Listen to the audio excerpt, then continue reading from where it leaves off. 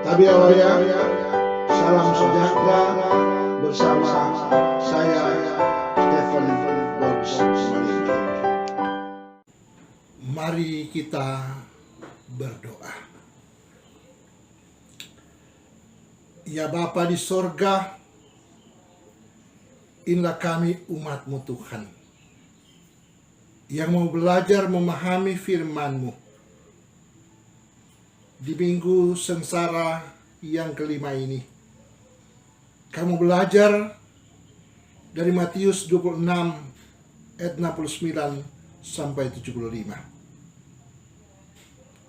Tuhan bersama-sama dengan kami, tuntun kami dan arahkan kami,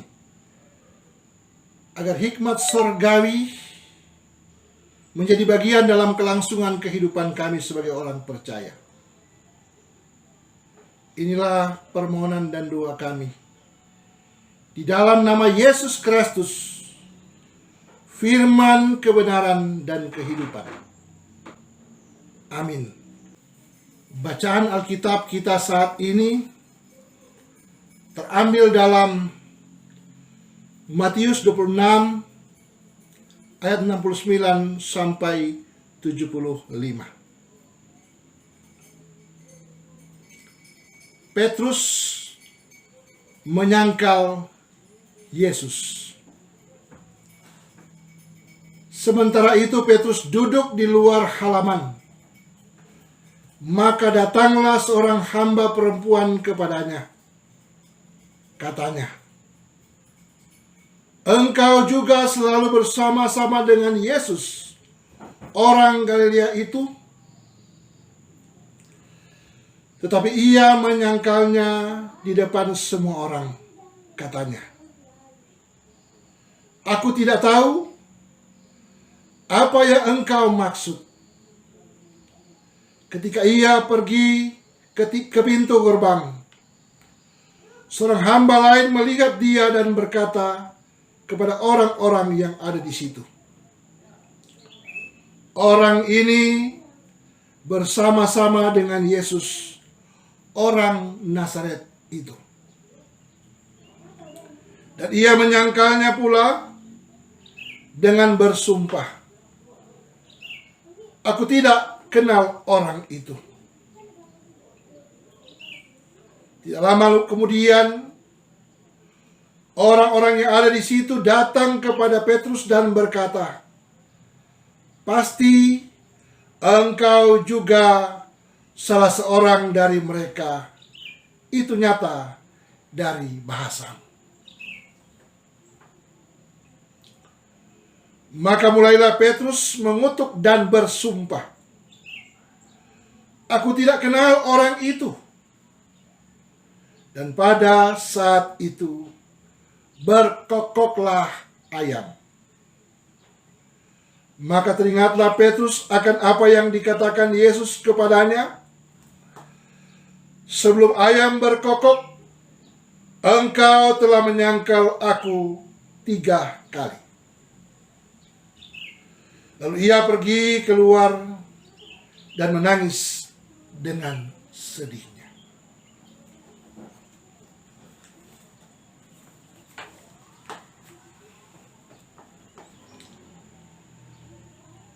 Tema perenungan firman kita saat ini ialah jangan menyangkal Yesus Kristus. Saudara-saudaraku di dalam Tuhan, kisah penyangkalan Simon Petrus terhadap Yesus Kristus merupakan pelajaran penting bagi Petrus yang lagi dipersiapkan untuk menjadi pemimpin sekaligus pelayan Yesus Kristus. Jiwa spontanitas dan semangat yang menggebu-gebu sebenarnya tidaklah cukup, karena tugas kehambaan membutuhkan refleksi diri dan kedewasaan iman bagi semua orang percaya. Ayam berkokok adalah tanda penyangkalan Simon Petrus terhadap Sang Rabi Agung Yesus Kristus. Namun demikian, peristiwa ini merupakan catatan penting dari apa yang diungkap Yesus Kristus dalam Matius 26 ayat yang ke-34. Yesus berkata kepadanya, "Aku berkata kepadamu, sesungguhnya malam ini, sebelum ayam berkokok, engkau telah menyangkal aku 3 kali." Sepertinya pertanyaan dari ketiga hamba ini, sesuai dengan teks Alkitab, mengingatkan Simon Petrus akan penyangkalan dirinya terhadap gurunya Yesus. Puncak dari penyangkalannya itu ialah, dan ia menyangkalnya pula dengan bersumpah, "Aku tidak mengenal orang itu." Terungkap dalam ayat yang ke-72. Maka mulailah Petrus mengutuk dan bersumpah, "Aku tidak mengenal orang itu." Dan pada saat itu berkokoklah ayam. Ayat 74. Saudara-saudaraku di dalam Tuhan, mengapa Petrus menyangkal Yesus? Karena ia takut untuk ditangkap, ia takut untuk dieksekusi seperti layaknya Yesus, ia takut untuk disiksa, ia takut untuk dipenjarakan, bahkan ia takut untuk dibinasakan atau mati. Yang jelas, Petrus mengemukakan apa yang dikatakannya dalam Matius 26 ayat 35 bagian B. "Sekalipun aku harus mati bersama-sama engkau, aku tak akan menyangkal engkau." Saudara-saudara, hal yang terpenting yang dapat kita bicarakan saat ini, yang sedang kita pelajari dari sikap hidup Petrus ialah terlalu percaya diri sendiri, over self confidence, dan mengandalkan kekuatan diri sendiri. Sesungguhnya menjadi murid Yesus perlu percaya diri, self confidence. Tetapi tidak perlu berkelebihan kepercayaan diri kita, apalagi mengandalkan diri sendiri bukan karena Tuhan. Ketika orang mengandalkan kemampuan yang ia miliki, disitulah kegagalan akan ia alami, ia rasakan dalam hidupnya. Karena Allah Bapa di sorga menghendaki umat gembalaannya hidup kudus, hidup jujur, tulus dalam ketaatannya, dalam doa dan permohonan, untuk hidup dalam kerendahan hati.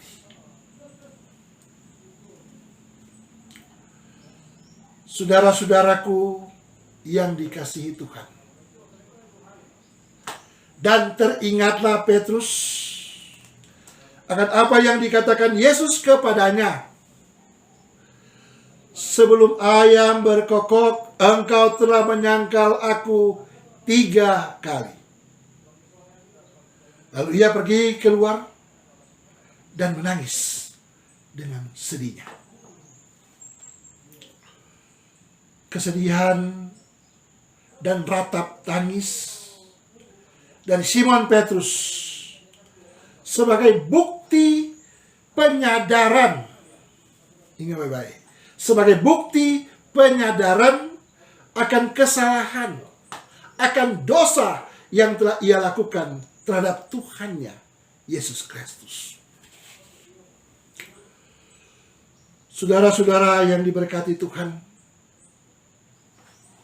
kita semua sebagai umat Tuhan pernah, yang pasti pernah berbuat salah. Karena itu, Anda dan saya pernah berbuat salah, perlu ada pertobatan dan pembaruan hidup. Dari cerita penyangkalan diri Petrus, saya anggap Petrus ini adalah seorang murid yang unik, yang reaktif, yang selalu tampil sebagai pengambil inisiatif dalam ia mengejawantakan dirinya sebagai hamba doulos atau leitergos di kemudian hari.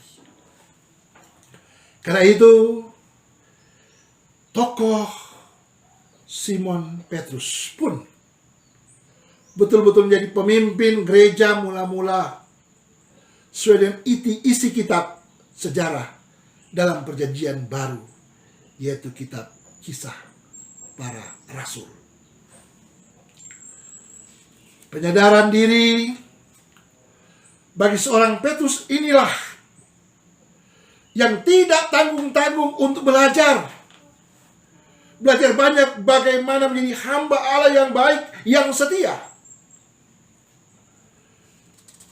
Setia terhadap Yesus Kristus, yang memberikan arti positif baginya untuk menatap masa depan yang lebih baik bersama dengan Sang Guru Agung tersebut. Sikap rendah hati,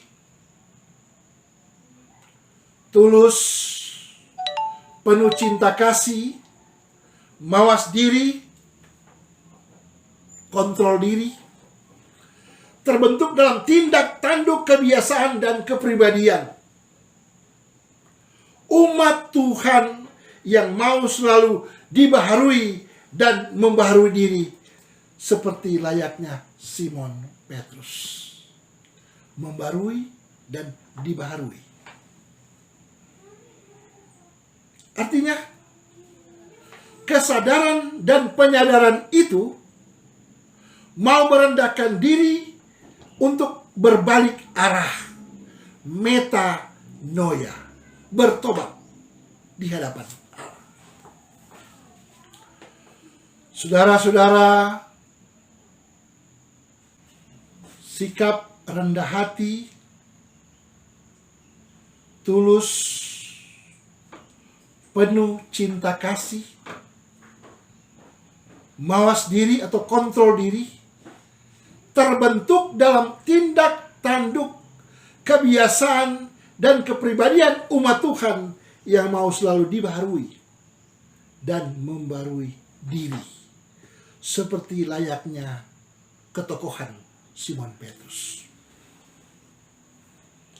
Artinya, kesadaran dan penyadaran itu mau merendahkan diri untuk berbalik arah, metanoia, bertobat di hadapan Allah.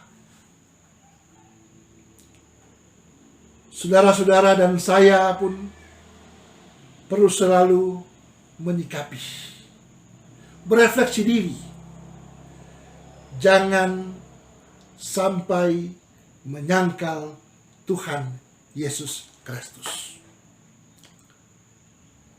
bekerjalah dengan penuh kesetiaan,